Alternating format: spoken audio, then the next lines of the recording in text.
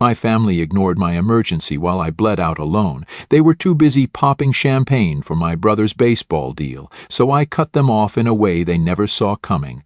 Hi, I'm Derek, and if you've ever been the invisible sibling, the backup plan, or the one people only remember when they need something, yeah, you're in for a ride. Right now, I'm sitting in the break room of a little trade school I co-run, sipping burnt coffee from a chipped mug, staring at the oil-stained floor where my whole life used to revolve. But rewind a few years, and you'll find me bleeding out on that same floor, while my entire family popped champagne without even noticing I was dying. You probably wouldn't believe this, but I was literally seconds from death, and my mom told me to call someone else because they were too busy celebrating my brother's baseball contract. So before you get too comfortable, take a second to like the video and subscribe. But only if you genuinely enjoy what I'm doing here. And hey, drop your city and local time in the comments. I want to know where you're watching this from. Now look around, or maybe you've heard something like this before, and let me tell you how it all happened to me. I'm the oldest. That's supposed to mean something, right? Responsibility, leadership, being the example. In my case, it meant ignored. My little brother Tyler, Golden Boy, was born 3 years after me and immediately turned our home into a shrine to baseball and mediocrity wrapped in praise. I'm talking framed jerseys, glass cabinets full of Little League trophies, custom shelves for his autographed balls. Like he was already in Cooperstown. Meanwhile, I had engine rebuild trophies shoved in a drawer and a dad who'd squint at my hard work and go, "That's nice, son," before pivoting to Tyler's latest batting average. It was like living in a one-channel TV family, and that channel was always Tyler. When he got chicken pox, my mom cried. When I broke my wrist in shop class, "You'll be fine, just ice it." They left work early for every single game he had, but not once came to see me win second at a regional bike show. I remember fixing up an old Kawasaki's engine I'd saved for all summer, 12 weeks of gas station shifts and skipped lunches. And when I finally got it running, my dad gave me 20 seconds of his time before asking if I'd seen Tyler in the newspaper. At some point, you stop asking to be seen. I stopped telling them when my bike shop had competitions. I stopped sharing wins. By the time I'd turned 18, I'd scraped together just enough to rent a dusty old garage on the edge of Bristol, Tennessee. It wasn't much, but it was mine. I slept on a cot, bathed in cold water, ate canned beans and peanut butter, and worked 16-hour days rebuilding busted bikes for cash. And slowly word got around, if you wanted your custom bike built with care and skill, come see Derek. No loans, no investors, no daddy co-signing anything, just me, my busted knuckles, and my dog Max, who'd sleep by the garage door like he was guarding a palace instead of a tin shack. And then there was Mia. She opened a little coffee shop 2 doors down, the kind with a chalkboard menu and fairy lights in the window. First time she walked over with a free espresso and that "hey neighbor" grin, I nearly dropped a wrench. She was too good for this street, too good for me, honestly. But she kept showing up, asking questions about carburetors, complimenting my work, laughing at my dumb jokes like I mattered. Still, I kept my distance. A greasy mechanic isn't exactly Prince Charming material, and when your own parents don't value you, it's hard to believe anyone else could. Life wasn't perfect, but it was mine. The business ran well, Max kept me company, and Mia, she made the bad days feel a little better. I started thinking, maybe things don't always have to suck. But it only takes one day to unravel everything. It was a Tuesday. I remember because I was supposed to take the afternoon off to rest, first time in months. But I took a last-minute job on a Ducati from a Nashville client offering triple pay for Rush custom mods. I'd done these kinds of jobs before, cutting frames, upgrading internals, routine stuff. I had AC/DC blasting, Max snoring by the entrance, and sparks flying as I worked the plasma cutter. Then something went wrong. A tremor, a flash, a miscut, I don't even know. What I do know is that 1 second I was making a clean weld and the next the blade ricocheted. Red-hot metal slashed straight through my leg just above the knee. The sound, unholy. The pain, blinding. My skin sizzled. Blood shot out like someone opened a faucet under pressure. I stumbled back, cracked my skull on the floor. and everything went blurry. Max leapt up, barking like crazy. I was slipping fast, cold sweat, shaking hands, panic crawling up my spine. I clawed for my phone. Mom. First mistake. Derek, honey, we're kind of in the middle of something, she said, casual as hell. Mom, it's bad, my leg, bleeding, can't stop it. Well, can you call an ambulance? I'm trying. The world tilted. We'll be there when we can. Click. She hung up. She hung up while I was dying. I tried calling 911, but my hands were slick with blood. I fumbled the screen. Max barked louder, nudging my chest like he knew I was about to disappear. My strength was draining. I tried Dad. Straight to voicemail. Figures. Then Tyler called. My heart leapt. Maybe they told him. Maybe help was coming. Nope. Yo, Liam, what's up, man? Big day today. Drafted, baby. Braves signed me. 2 mil. Tyler? I croaked. Help? Help. Shop. Bleeding. Can't... Oh, crap. Thought you were someone else. Hey, come take a pic with the scout, ma. Click. Gone. While I lay there, dying on a concrete floor 8 miles from my childhood home, my family was celebrating Tyler's contract over champagne and catered shrimp. That's when I knew. I wasn't their son. I was their background noise. I'm not sure what would have killed me first. Blood loss or heartbreak. You think you know where you stand with your family. Even when they treat you like an afterthought, there's this tiny, stupid hope inside that says, yeah, but if I really needed them. Turns out I could be bleeding out with my dog howling and the phone pressed to my ear, and they'd still choose Tyler's highlight reel over me. I remember closing my eyes and thinking, so this is it. I wasn't even scared anymore, just kind of embarrassed. Like I'd actually thought they might show up, like I'd thought my life was worth a 10-minute drive. And then, Derek, I brought you some coffee. That voice. Mia. She must have heard Max barking non-stop, came over to check and found me crumpled on the floor in a pool of blood. I still remember the sound of her voice cracking when she dropped the coffee and ran over. Oh my God, Derek! I hated that she had to see me like that, weak, helpless, soaked in my own blood like a horror movie prop. But Mia didn't flinch. She didn't scream. She got down on the ground, pulled off her belt, and tied a tourniquet around my thigh with surgeon-level precision. I barely remembered the ride to the hospital. Everything blurred after she called 911, her voice shaking but focused. I just remember her holding my hand, saying my name over and over like an anchor to keep me from drifting away. I woke up to that awful antiseptic smell and the beep of monitor. My leg felt like someone had driven a red-hot stake through it, but I was alive. Barely. Mia was still there, slumped in the chair beside my bed, her clothes stained with dried blood. My blood. Her hair was a mess, and her eyes were puffy like she'd cried all night. Still the most beautiful thing I'd ever seen.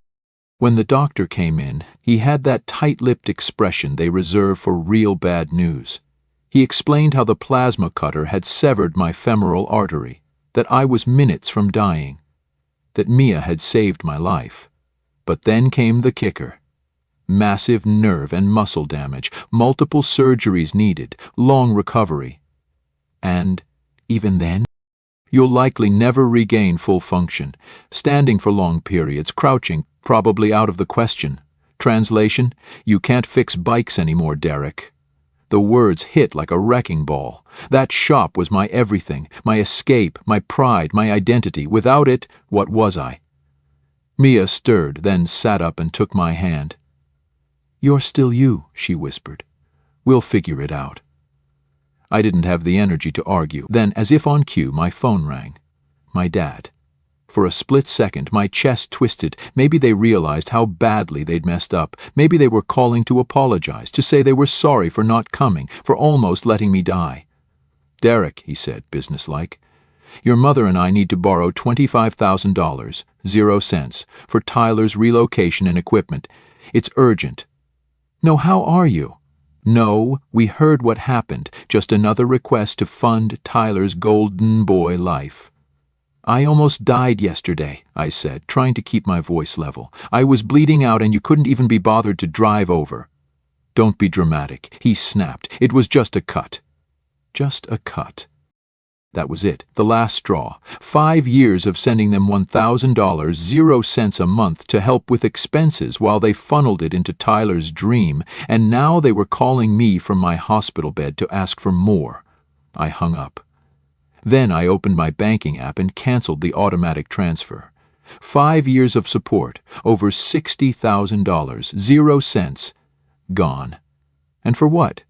They never even showed up. Mia watched me the whole time, not saying a word until I finally looked up.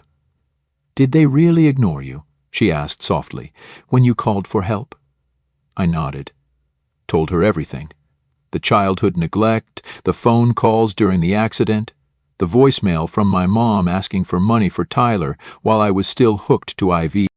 By the time I finished, Mia was shaking. "That's not family," she said, her voice tight. "That's emotional abuse." She stayed every single day that first week.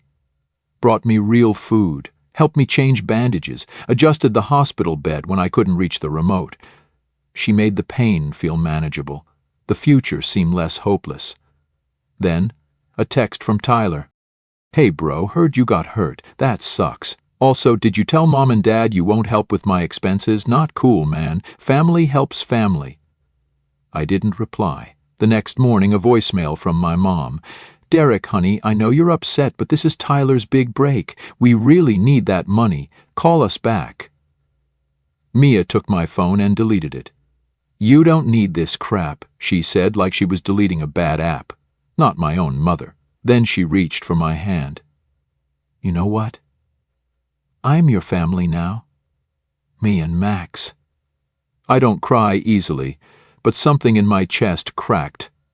Not from pain, from feeling seen, protected, loved even, and I didn't even know what to say. Recovery was hell. Multiple surgeries, months of physical therapy, learning how to move again, how to live again. Some days the pain was so bad I wanted to scream. Other days, I was just numb, drifting through appointments and bills and pity stares from nurses. But Mia, she was always there, driving me to appointments, bringing dinner, talking about nonsense to keep my mind off how badly my leg ached or how much debt was piling up. She was the only reason I didn't spiral completely. And one night, after she helped me shower and get back into bed with my leg in a brace and my pride in shambles, I finally asked, "Why are you doing all this?" "Because I care about you, dummy," she said, like it was obvious. Then she leaned down and kissed me. Not a pity kiss, not a get-well-soon kiss. A real one. Raw, warm, kind, and suddenly everything that had fallen apart began to take shape again. 2 weeks after that kiss, Mia moved in. It wasn't some dramatic declaration. We didn't plan it.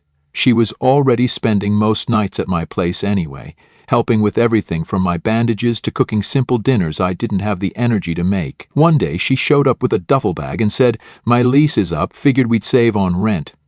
I didn't argue, it just made sense. Her toothbrush ended up in my bathroom, her books on my shelves, her warmth filling every space my old loneliness used to stretch into. It wasn't weird. It felt like home. But even with Mia there, reality was brutal. The medical bills had crossed $80,000, 0 cents. My insurance, as crappy as it was, barely covered half. Between co-pays, prescriptions, therapy, and equipment, my savings were being bled dry almost as fast as I had been on the shop floor. Rent on my clothes shop still needed paying. Utilities still ran, and I couldn't work. Not the way I used to. My entire identity, being the guy who fixed what others couldn't, the mechanic who got it done when dealerships said replace it, was shattered. One night, after another long session of physical therapy that left me drenched in sweat and limping harder than usual, I just cracked. "I'm screwed, Mia. I can't work, I can't pay rent, I can't keep the shop. Everything I built is gone." I meant it. I wasn't fishing for comfort. I just didn't see a way forward. But she didn't let me stay in that place. She squeezed my hand and said, "We'll figure it out. I'm not going anywhere." That should have been cheesy, but when someone says it and you know they mean it down to their bones, it changes everything. Still, I kept spiraling inside. My body was broken, my shop was wasting away, and even though Mia was there, I couldn't shake the fear that eventually she'd see me for the deadweight I was and walk. And then came her idea, the idea that would save me in a way I never saw coming. "Don't work on bikes," she said. "Teach other people how to work on them." I stared at her like she'd lost it. Who the hell wants to learn from me? I can't even stand for more than an hour without wanting to saw my leg off. "Are you kidding?" she said. "That kid Jaime was practically glued to your shop window before the accident. Start with him." She wasn't wrong. Jaime was this 19-year-old wannabe gearhead who used to hang around, asking every question under the sun. Kind of annoying, but the kid had drive. So I texted him the next day, "Want to learn how to rebuild a carburetor." He showed up an hour later with a notebook, eyes wide like I'd just offered him a spot in the Avengers. I taught him from my kitchen table. We used diagrams, old engine parts I could hold in my lap. It wasn't glamorous, but it was something. I charged him $20, 0 cents a session. Not enough to make a living, but it felt good. He told his friends. Soon I had 3 students, then 5. I moved lessons back into my shop. Not to fix bikes, but to teach. I set up some folding chairs, a whiteboard, and let the grease-stained walls do the rest. It wasn't much, but it was mine again. It gave me something to get out of bed for. Mia watched it grow with this smug little smile, like she knew it would work all along. One night, after a lesson, she asked, "You ever think about making this a real thing? Like a trade school, something official?" I laughed. "That would take money. Licenses, equipment I don't have." She shrugged. "My coffee shop's doing great. I've got savings. We could be partners." I blinked. "Business partners?" She leaned in and kissed my cheek. "That too?" We started slow. Built a name, Summers Motorcycle Technical Institute. Mia insisted we make it sound official, even though it was still just me and a couple of students. We got some basic paperwork filed, cleaned up the space, ordered proper workbenches. Mia handled all the boring administrative stuff I'd never had the brain or patience for. I handled the engines. For the first time since the accident, I didn't feel like a broken man. I felt like a builder again. 4 months after I nearly died on that shop floor, I had 6 students. Word was spreading. I even had a waiting list. I wasn't making bank, but I could pay the bills. With Mia's help, we balanced the books, upgraded some tools, and slowly carved out something real. And then, just when I started thinking my old life was behind me, the door to the shop opened. Mia's voice floated in from the front. "Derek, your parents are here." Everything in my body tensed. I hadn't seen them since the accident, hadn't heard from them since the Just a Cut call and the voicemail begging for Tyler's relocation funds. They walked in like they owned the place. Mom in her polished heels, Dad with his usual grimace. Neither looked at my cane. Neither asked about my leg. Dad got straight to the point. "Tyler's in some trouble with the team," he said. "He needs to buy out part of his contract. It's going to cost around $40,000, 0 cents. We've thought about it, and the best solution is for you to sell this place." I just stared. Mom chimed in, her voice sweet but smug. "It's not really doing much, right? You're not fixing bikes anymore. You could use the money to start fresh. Tyler needs your help." It was like they hadn't heard a word I'd said, like I didn't almost bleed out because of their neglect, like I hadn't spent the last 4 months rebuilding my life from scratch while they kept throwing money into Tyler's never-ending dream. "You want me to sell the only thing I have left?" I said slowly. "So Tyler can get out of a contract he signed without reading it?" Dad frowned. "Don't be selfish, Derek. This is your brother's future. And let's be real. This isn't a real business. Teaching a few kids to turn bolts isn't exactly a career." Before I could speak, Mia stepped forward, fire in her eyes. "Selfish? Are you out of your mind?" She looked straight at them. "He almost died. He called you, begged you for help, and you hung up. You haven't been here once, not one time, and now you walk in here, ignore everything he's built, and ask him to throw it all away for your golden boy again?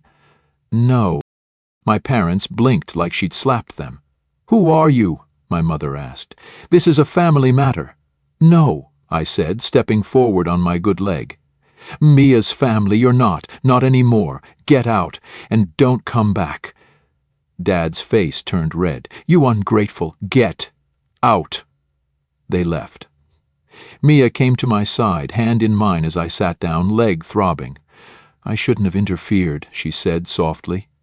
You said what needed saying, I whispered. I couldn't have done it better. That night I didn't sleep. Not because I felt guilty. I didn't. I was done waiting for them to be the kind of people they never were. What kept me up was the sheer audacity. After everything they didn't do, they thought they could just walk back into my life like I was some ATM with an engine hoist. I lay there in the dark, Mia asleep beside me, and made a decision that had been coming for years. The next morning I got up early and drove, hobbled on my cane, straight to the bank. I had them remove both of my parents from every emergency contact or authorized access form. Then I called the hospital and made sure they understood. If something happened to me again, my parents were not to be given a single update. Not a status, not a room number, nothing. I was done giving them access to me. Then I called a friend of mine who's a lawyer. Not mine officially, but someone I trusted, and had him draw up a basic will. Everything I owned, including the shop and my business rights, would go to Mia. No loopholes, no backup plans. The people who left me to bleed would never get a second chance to benefit from my survival. A week later, Mia and I were wiping down the workbenches after class when she suddenly looked up and said, I think we should make this official. I gave her a sideways glance. The will? The paperwork? You proposing? She laughed, flicking a rag at me. No, the school. Let's actually register it as a licensed trade institute, get certifications, apply for small business grants, upgrade the space for real, make it something that lives beyond us. I stared at her, caught off guard by the seriousness in her eyes. I wanted to say it sounded impossible, that it was too much, that I wasn't ready, but the truth was, I'd already started to believe. Because of her, because of the way she looked at me like I wasn't broken, just repurposed. So I said, You're really willing to put your savings into this? She nodded without hesitation. We're partners, in business and in life, right? So we filed the paperwork. Summers Motorcycle Technical Institute became real. Not just a name on a cheap sign, but a legitimate vocational training center. It still looked like a dusty old garage from the outside, but inside we had structured lessons, work benches built to ADA specs so I could still teach from a seated position, and a community forming around us that felt like something worth protecting. Kids who never had the money for trade school were now showing up weekly to learn. Word kept spreading. A couple of months after the school became official, I got a text from Tyler. It was short and pathetic. Mom and Dad are freaking out. They might lose the house because of the contract thing. Can you help? I stared at the screen for a long time. There was a part of me that still itched with guilt, with the old programming that said, family helps family. But then I remembered the feel of blood soaking into my jeans, the taste of copper in my mouth, and the sound of my mom saying, we're kind of in the middle of something. And I remembered Mia's hands, steady and firm, tying that tourniquet without a second of hesitation. So I typed back, You're my brother, but none of you acted like family when I was dying. I've got a real family now. Good luck with the baseball thing.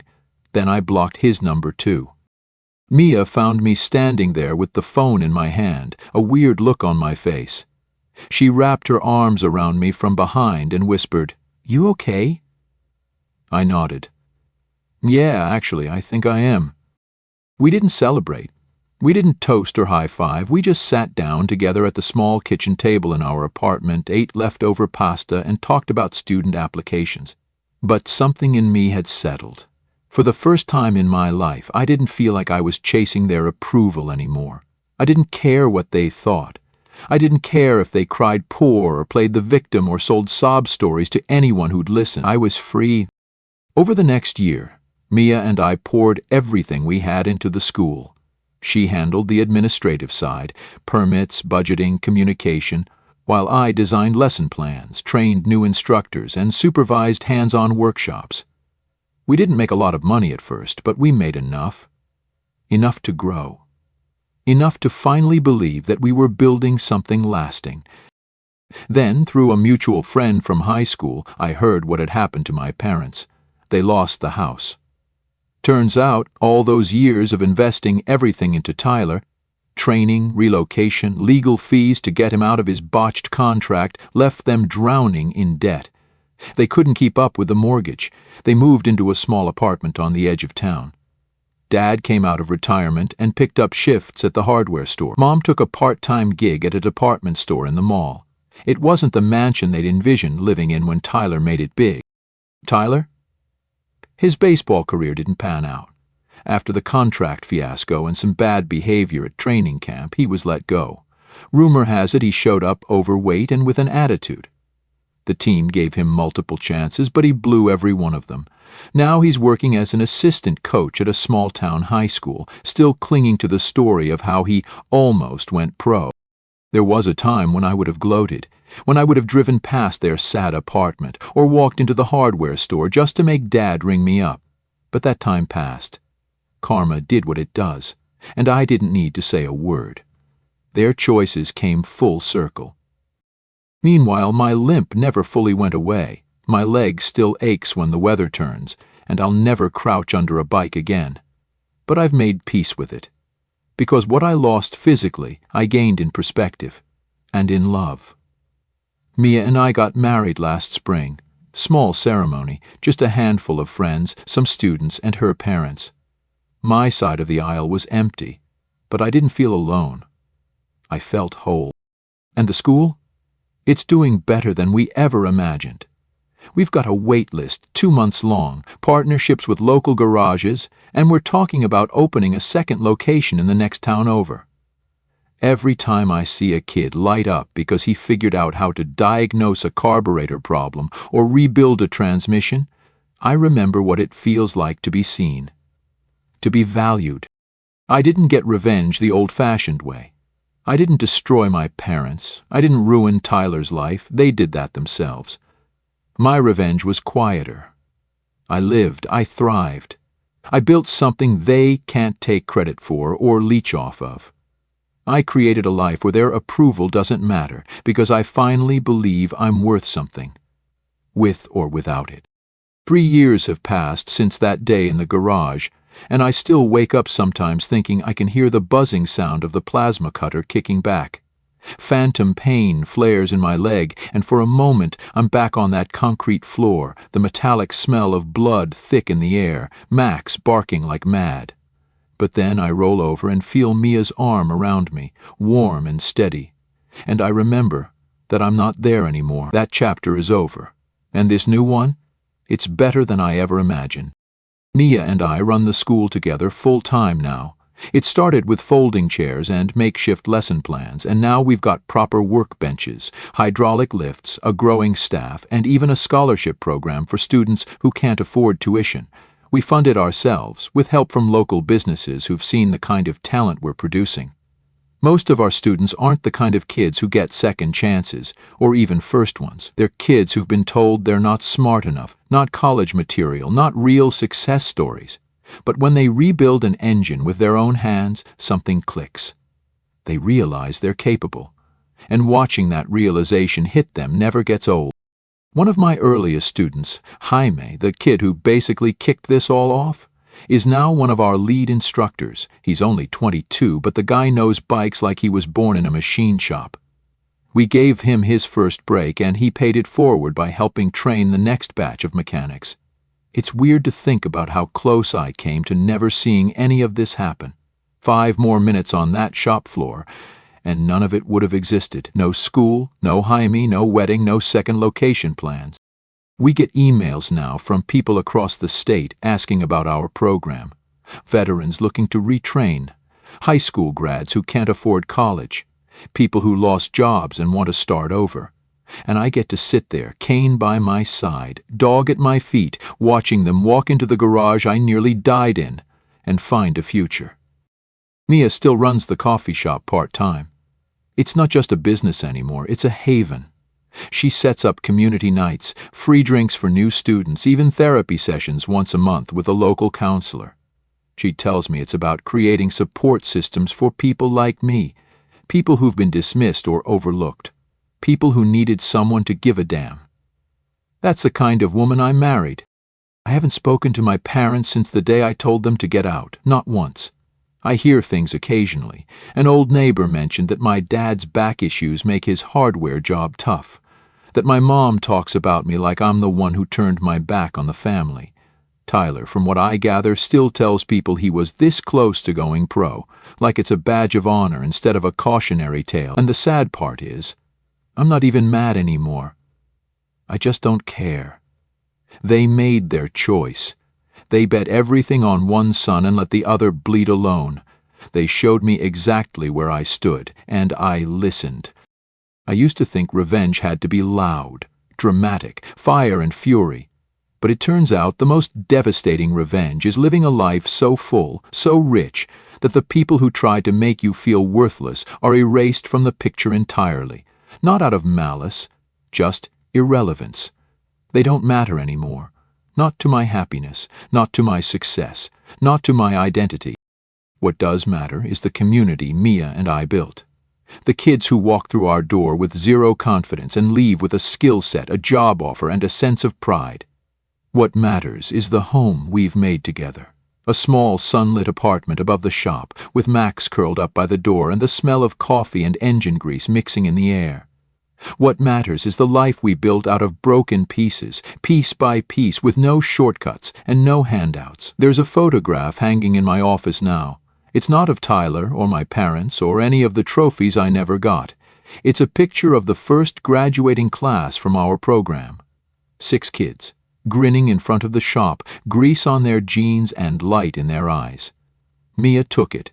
She says it's her favorite thing she's ever framed. Sometimes I look at that photo and feel something deep in my chest. Not anger, not regret. Something closer to peace. Because I know now that I didn't just survive, I built something better than survival. I built something they can't touch. Something they wouldn't understand if they tried. And every time I get one of those late-night phantom pains that remind me of how close I came to being a chalk outline on my own garage floor, I whisper a quiet thank you to Max, to Mia, to the version of myself that held on just long enough to see what came next. Because what came next wasn't revenge. It was redemption, reinvention, real family. And honestly, that's better than anything I ever dreamed.